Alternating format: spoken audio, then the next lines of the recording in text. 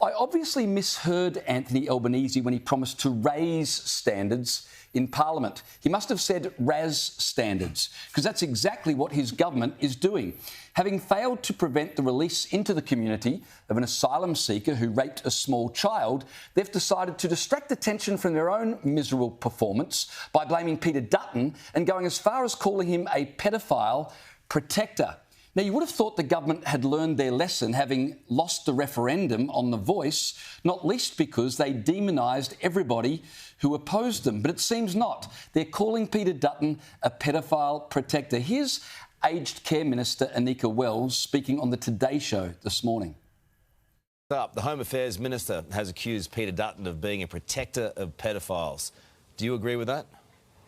Yes, and not only that, but this whole mess that we're facing and trying to clean up now didn't start a couple of weeks ago when the High Court decision was handed down. It started a couple of years ago when Peter Dutton was the minister responsible and made a decision to allow NZYQ to apply for a visa instead of deporting him. Now, this slur is not only juvenile, it's highly defamatory. While most of the government front bench were working as union activists or political staffers, Peter Dutton was working as a police officer in Queensland investigating and arresting sex offenders. If it wasn't so despicable, it would be hilarious. And Peter Dutton rightly told Ray Hadley today he deserves an apology. Well, of course you're impacted by it because it's, the complete opposite of the truth, and I think the government's showing now that they're really getting desperate. So the personal attacks, yes, they hurt, but they don't mean anything to me because it's the complete opposite of who I am or what I believe. And the government going out there saying, oh, he doesn't support this proposal that we've got around pedophiles. Well, actually, we're proposing to make it tougher. I think I am owed an apology from Anika Wells and the Prime Minister, but we'll see if they're big enough to make that apology. But instead of apologising, after that interview, Home Affairs Minister Claire O'Neill doubled down on the slur and repeated it in question time. On Monday, Speaker, we saw the opposition, led by the Leader of the Opposition, come into the chamber and vote to protect pedophiles over children. That's what they did. Caleb and Liz, the fact that this was repeated by numbers of front bench members means that this is clearly a tactic they have agreed upon, which shows, does it not, nothing about Peter Dutton, but rather a lot about where the government are at right now. Well, as I was saying on Chris Kinney tonight earlier this evening, can you imagine the meeting that the Labor staffers and strategists must have had where they sat around in the morning with their cup of coffee, a bit hungover from the night before, and they're like, OK, this Peter Dutton dude, right, he basically single-handedly created the legislation that is actually keeping these people under control, because what we came up with was a dud. He's getting some runs on the board. How are we going to get him?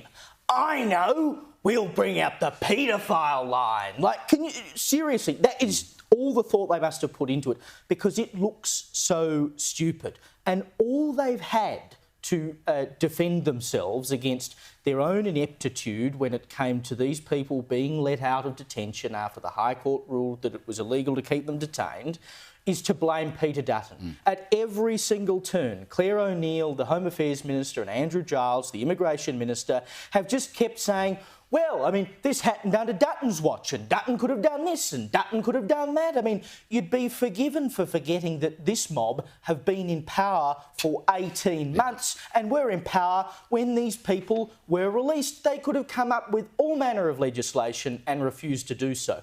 And by the way, this argument that, well, Dutton didn't deport the dude. Where were we meant to deport him to? He's stateless, so we can't send him back from whence he came. He's not a citizen of any country. Yeah. And they themselves tried to get him out of the country before the High Court decision came down in order to fix it up, and no one would take him. So where did they think Dutton was going to send him?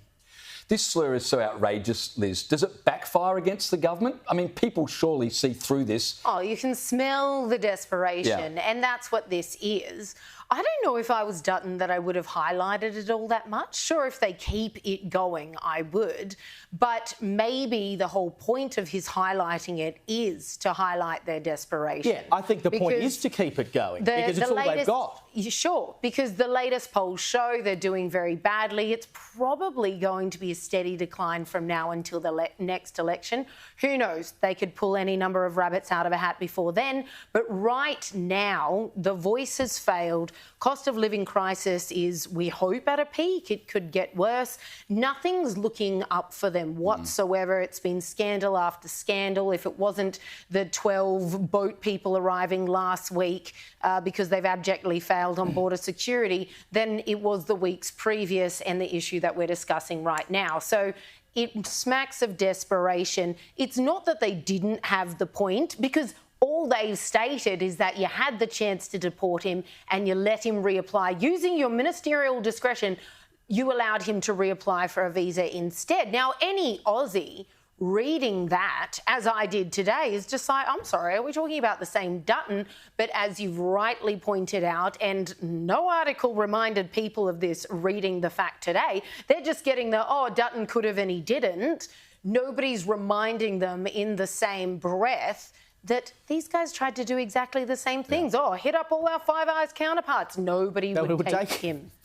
So it's very likely that Dutton did try, although it would be helpful if he explained that, because to date he hasn't yet. Yeah. And look, I mean, obviously this government did it in the context of they wanted him out of the country to avoid embarrassment in the High Court.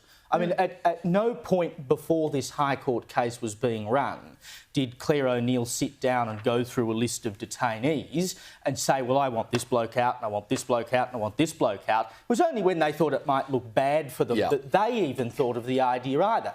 So it's a bit rich to be trying to criticise the government for the former government and Dutton, the man who went hardest on borders and hardest on keeping these people. I mean, he's the one who detained them, for heaven's sake. And now they're trying to cast him as weak. Get your message straight. I mean, is Dutton the big evil bogeyman that you think he is because he went too hard on refugees? Or is he just this big softy who lets anyone and everyone in? Get it straight.